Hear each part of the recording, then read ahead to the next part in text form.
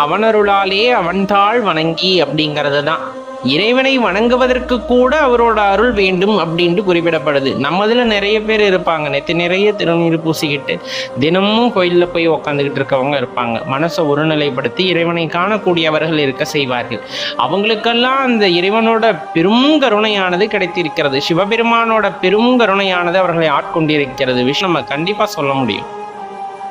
ஆனா இப்ப சில பேர் வந்து நாத்திகம் பேசுறவங்களா இருக்கட்டும், இல்ல கோயிலுக்குள்ள என்னால போக முடியல அப்படிங்கிறவங்களா இருக்கட்டும், அவங்களுக்கான பர்மிஷன் அங்க இல்லை அப்படிங்கறத தான் அந்த இடத்துல நிதர்சனமா நம்ம காண வேண்டிய உண்மை அப்படிங்கிறத நல்லா ஞாபகம் வச்சுக்கோங்க. இந்த ஜென்மம் அப்படிங்கிறது எத்தனை தடக்க திரும்ப வரும்னு சொல்ல முடியாது. புல்லாகி பூடாகி புழுவாகி மரமாகி பல்விருக்கமாகி பறவையாகி பாம்பாகி கல்லாகி மனிதராகி பேயாகி கணங்களாகி எல்லா பிறப்பும் பிறந்திழைத்தேன் எம்பெருமான்.